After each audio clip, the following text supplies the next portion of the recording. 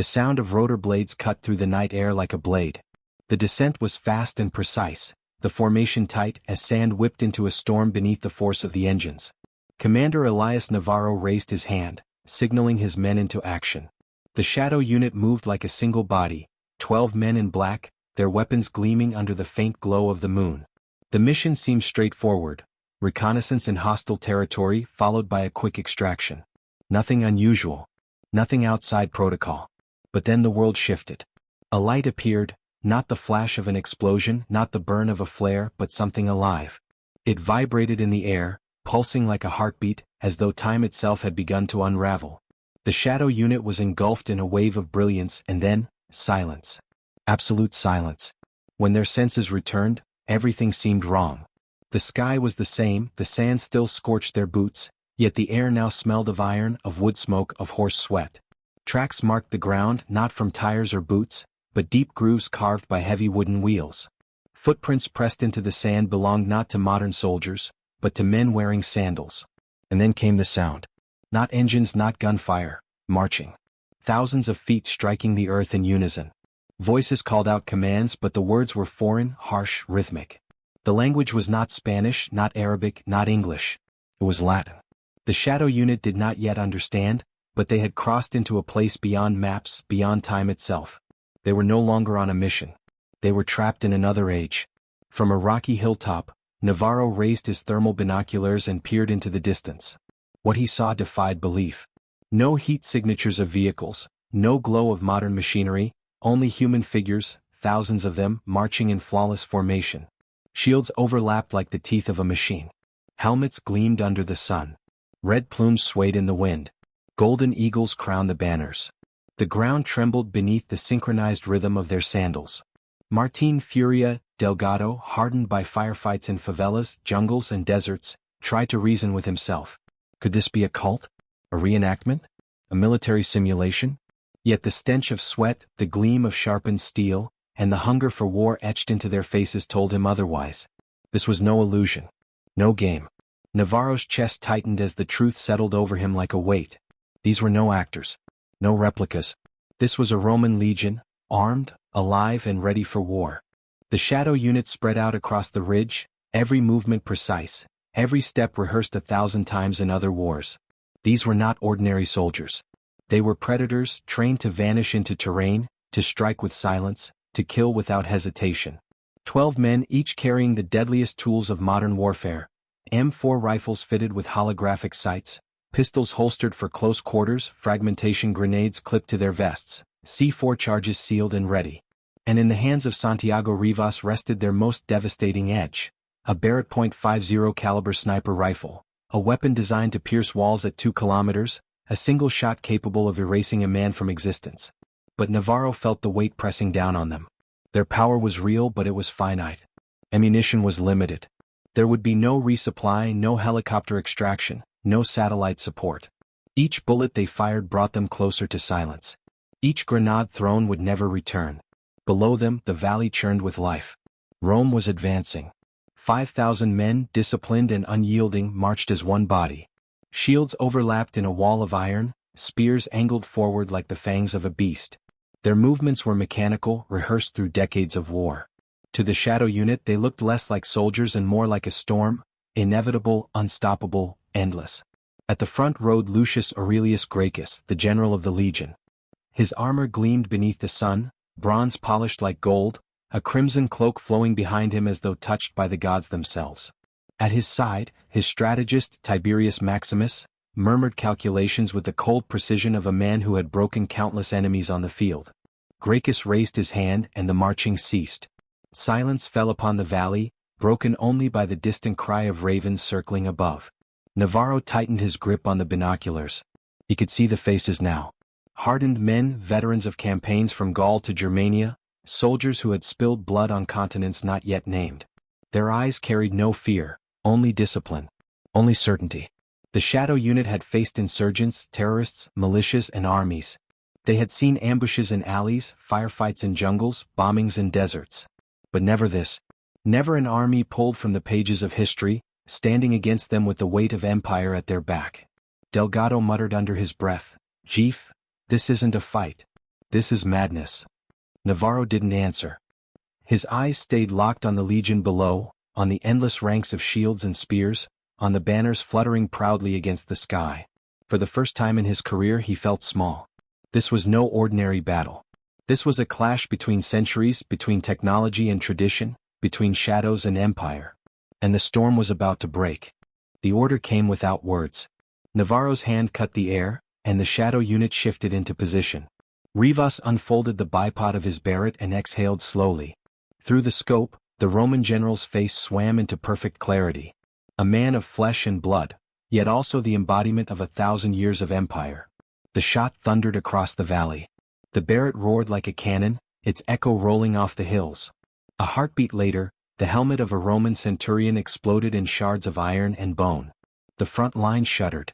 Soldiers stumbled back, eyes wide, confusion breaking their perfect rhythm. Never in their lives had they seen a weapon kill from such a distance, so instantly, so brutally. But the Romans did not run. They did not scatter. Gracchus barked an order, his voice cutting like a blade. The formation shifted, shields locking tighter, the testudo forming like an iron wall. Arrows were not their only fear, yet their discipline did not waver. Navarro raised his M4. The crack of rifles split the air. Legionaries dropped one after another, shields splintering under 5.56 rounds, spears tumbling into the dust. Grenades arced high and fell into clustered ranks, erupting in fire and thunder. Dozens were shredded in an instant, bodies hurled into the air as screams tore through the valley. For a moment, the shadow unit was untouchable. 12 men, wielding the fury of the 21st century, tearing through the finest army of the ancient world. But the Romans adapted. The testudo closed tighter, shields absorbing rounds, deflecting ricochets. Horns blared. Cohorts peeled outward, flanking with machine-like precision. Arrows whistled into the sky, a black storm blotting out the sun. The shadow unit ducked, helmets clattering with the impact of shafts. Most arrows snapped harmlessly against their gear, but not all. Ramirez cursed as one pierced his thigh, blood soaking his combat pants. Navarro knew the truth. Every bullet spent brought them closer to being overrun. The barret roared again, mowing down an officer, but the endless tide pressed forward. For every Roman that fell, 10 more filled the gap, shields raised, faces grim, steps unbroken. Then came the sound that froze even hardened soldiers, the thunder of hooves. Cavalry surged from the flank, horses armored in bronze, riders wielding long spears that gleamed like lightning in the sun. Delgado's voice was sharp. "They're closing, Chief. We hold this ridge or we die here." Navarro's eyes scanned the chaos, his mind racing. They were outnumbered, surrounded, and slowly drowning in the tide of history itself. The war between centuries had begun, and survival would demand more than firepower. It would demand something the Romans themselves had mastered: strategy. The ridge was no longer a position, it was a trap. Navarro knew it. Stay too long, and the Romans would surround them, pressing upward with endless bodies until the shadow unit was buried beneath shields and spears. "Move!" he barked, and the 12 shadows flowed like liquid down the slope, firing in bursts, covering one another, retreating without breaking formation. Controlled. Disciplined. The essence of modern warfare. Frag grenades rolled downhill, detonating in concussive blasts that tore holes through the Roman ranks. Smoke grenades followed, veiling the retreat in a thick gray curtain. The legion faltered, disoriented by the unseen. The Romans were masters of the battlefield, but never had they faced an enemy who vanished into smoke like phantoms. Still, the machine of empire adjusted. Cohorts split, attempting to encircle. Cavalry wheeled wide, hooves striking sparks as they charged into the haze. Rivas dropped to one knee, barret steady. His shot cracked, and a horse screamed as its rider was hurled to the dirt. Another round punched through a cavalryman's chest, armor useless against a bullet traveling faster than sound. The momentum of the charge shattered, horses veering in panic. Delgado grinned savagely. They bleed like anyone else. But Navarro wasn't celebrating. He could see the truth in the numbers. For every Roman rider who fell, more pressed forward. For every line broken by gunfire, another formed with iron discipline. The shadow unit reached a narrow pass between jagged rocks. Navarro's mind calculated instantly, terrain was their ally now. The Romans had numbers, but here their formations would splinter, their testudos crushed into chaos. Set charges. Hands moved fast. C4 bricks planted along the rock walls, wires connected, timers armed. The soldiers pressed deeper into the pass, their movements rehearsed, efficient. The first wave of legionaries entered the canyon, shields raised, their war cries echoing. Navarro waited until the passage swallowed them whole. His thumb pressed the detonator. The earth exploded. Stone and fire consumed the canyon, bodies hurled like ragdolls, shields shattered into splinters. The scream of collapsing rock drowned even the thunder of battle. 100 Romans vanished in an instant, buried beneath the fury of modern explosives. Silence followed, broken only by the ringing in their ears. For a fleeting moment, the shadow unit stood above history itself. 12 men had shattered a formation that had conquered half the known world. But Navarro's eyes remained hard. He knew it was only the beginning. Ammunition was already low. Explosives were fewer still. And the legion, though bloodied, was not broken. Beyond the smoke, beyond the rubble, thousands more soldiers stood waiting, their discipline unshaken. Navarro whispered almost to himself, "We can kill 100. We can kill 1,000. But can we kill Rome?" The question hung in the air like a curse. The dust of the explosion hadn't even settled when the horns sounded again. Long, low, unyielding. A sound that spoke of empire, of order, of a power that would not die so easily. From beyond the smoke, the legion reformed. Cohorts shifted like living gears, filling the void left by the fallen. The shield wall rose again, glinting under the harsh sun, a wave of iron crawling forward without hesitation. Navarro cursed under his breath. He had seen guerrillas scatter under fire, insurgents break when their leaders fell. But these men, these Romans, did not waver. Death had cut 100 of them down, and still their line advanced as though guided by an invisible hand. "Ammo check," Navarro snapped. The replies came grim. Magazines ran light. The Barrett had fewer than 20 rounds left. Machine gun belts were nearly spent. Grenades only a handful. The shadow unit had been designed for surgical strikes, not an open war against 5,000 soldiers. The Romans pressed harder. Arrows rained again, this time aimed higher, arching to fall behind cover. One clattered off Ortega's helmet, ringing like a bell. Another lodged into Morales's shoulder, driving him to the dirt. Delgado hauled him back, snarling, "Stay with me, Cabron. Stay breathing." Navarro's eyes narrowed. The legion wasn't just throwing bodies at them, it was learning. Every volley adjusted, every maneuver adapted. Ancient discipline was meeting modern chaos, and the gap between centuries was closing with each step. Then came the next blow. Siege engines. From the rear lines, massive scorpions and ballistae rolled forward, their wooden frames creaking. The first bolt screamed through the air, a spear the size of a man, slamming into the rocks with bone-shattering force. Shards flew like shrapnel. Another slammed into the pass, narrowly missing Ramirez, who spat dust and swore. "They're bringing artillery?" Rivas growled. This just got biblical. Navarro thought fast. Firepower gave them the edge, but not for long. Strategy had to carry the rest. He marked the ridge line. "We move up high ground. Make them climb for it." The shadow unit scrambled up the jagged slope, bullets cracking, grenades bursting. The Romans surged after them, thousands of feet pounding in unison, a tide of iron and fury. And still, the question gnawed at Navarro's mind: how long could 12 shadows hold back the weight of an empire? The war had become a war of endurance, and Rome had never lost such a war. The sun dipped lower, staining the battlefield in gold and blood. Hours had passed since the first shot, but for the shadow unit time felt stretched thin, measured only by the dwindling clink of bullets left in their magazines. From their high perch they poured fire into the advancing Romans.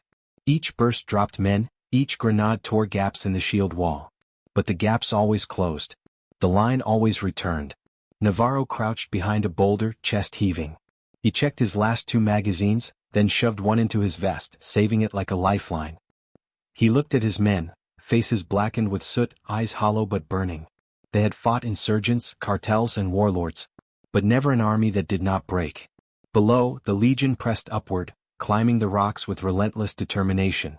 Arrows whistled. Spears clattered. Shields rose overhead like scales of an iron serpent winding its way up the mountain. Morales groaned, clutching his bandaged shoulder. "They're not human, Jeef. They don't stop."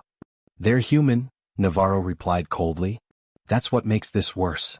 The Romans' artillery joined in, bolts from scorpions slamming into the cliff face, showering stone fragments. One bolt skewered Delgado's pack, ripping it clean off his shoulders. Another struck near Rivas, the shockwave nearly toppling him from the ledge. Out of grenades. Ortega shouted, tossing the last one down. It detonated in a roar, scattering men like rag dolls, but it was only one more breath in a battle that had no end. The shadow unit shifted to controlled bursts, conserving what little they had left. Each shot was deliberate, aimed for officers, standard-bearers, centurions. Leaders fell, crimson cloaks staining the earth, but their deaths did not slow the tide. The legion was not an army of men. It was an idea hammered into flesh and steel. Night began to creep across the valley. Torches flared in the Roman lines, 1,000 points of fire, a living constellation pressing forward. The shadows of men stretched long, their chants echoing against the stone. Navarro knew the truth as he watched. The platoon could win every clash, kill hundreds, maybe thousands. But the Romans were not fighting for a single battle. They were fighting for tomorrow and the day after and every day after that. Exhaustion gnawed at the shadow unit. Muscles burned. Throats were dry. Ammo was nearly gone. And the legion was still coming. Darkness blanketed the valley, but the Romans lit the night with fire. Hundreds of torches snaked through the hills, moving in lines, in patterns, deliberate, calculated. They weren't just chasing anymore. They were hunting. Navarro watched from the ridge, his night vision goggles glowing green. He saw the enemy not as men but as waves. Endless, tireless waves. The legion wasn't retreating, it was spreading, sealing every path of escape. "We're boxed in," Ortega muttered, scanning the horizon. Navarro didn't answer. He already knew. The shadow unit shifted deeper into the rocks, silent as ghosts, but every movement felt heavier now. Boots dragged. Breaths rasped. They were shadows in name only, exhaustion had made them human again. Below, horns blared. The Romans surged up the slopes, shield walls splitting into smaller units. Centurions barked orders, their voices carrying over the night. Instead of one mass, the legion now advanced in pockets, each one a hunting pack, trained to press and pin. "They've learned," Rivas growled, his voice grim. "They're adapting to us."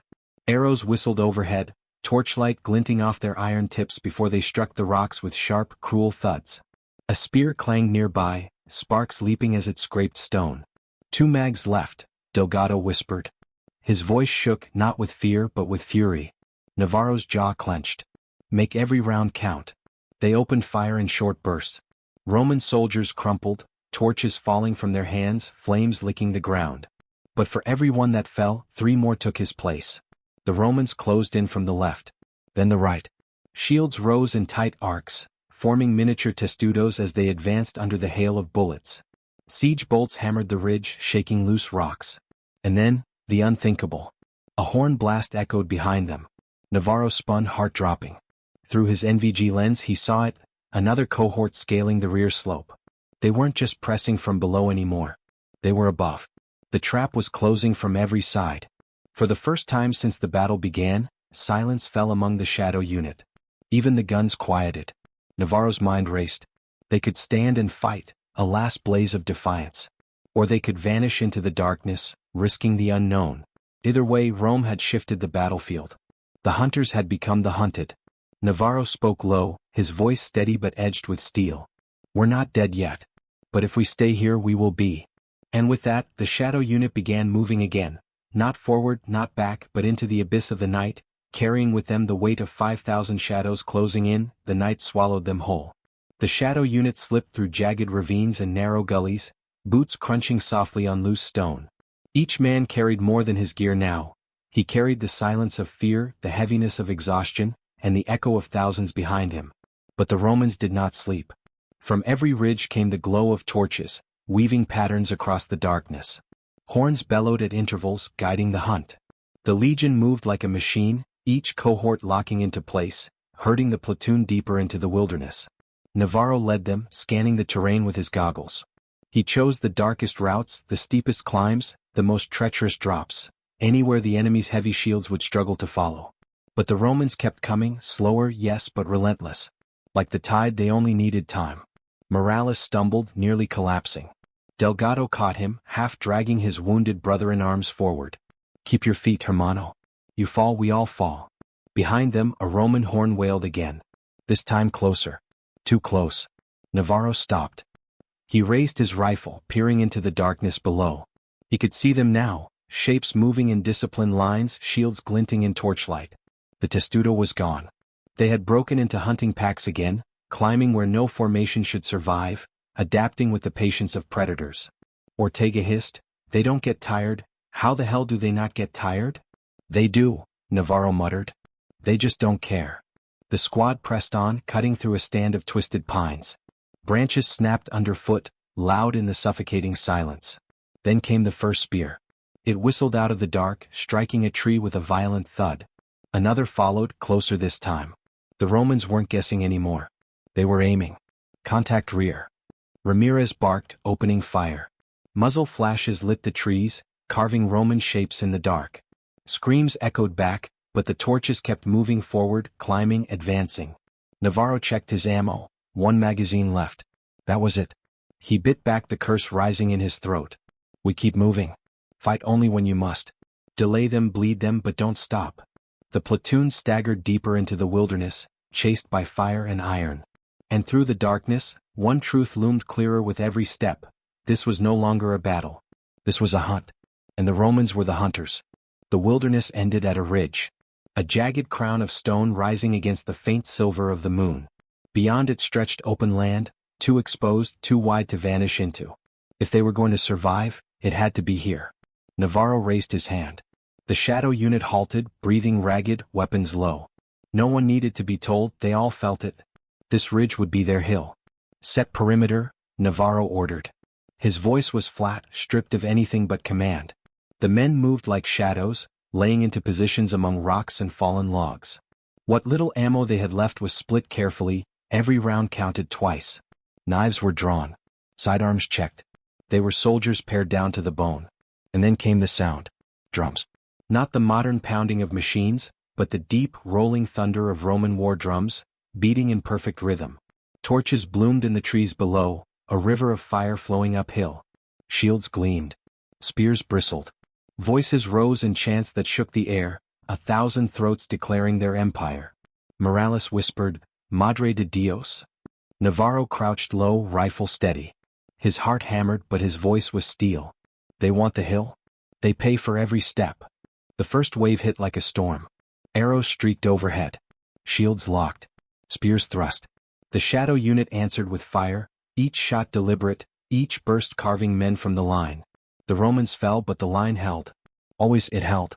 Grenades roared, blasting gaps in the formation. For a heartbeat the advance wavered. But then the cohorts behind stepped forward, shields closing, filling the breach. The machine ground upward, indifferent to loss. Rivas screamed as an arrow pierced his thigh. Delgado dragged him back, firing wildly to cover. Morales, already pale with blood loss, emptied his sidearm before collapsing against a rock, whispering prayers through clenched teeth. Navarro fought like a man already dead. Controlled bursts, shifting positions, shouting commands that were swallowed by the roar. He saw the enemy not as individuals, but as the weight of history itself pressing upward. And then the ammunition was gone. Click. Empty. The battlefield went quiet for a moment, broken only by the drums and the heavy tread of sandals on stone.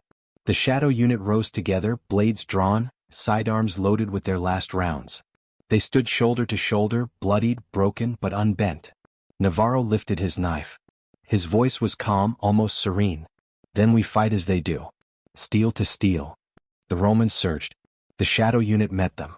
The ridge exploded into chaos, shouts, steel, blood. A war out of time, where gunpowder had burned away and only the old language of iron remained. And as the moon watched silently from above, history swallowed them whole.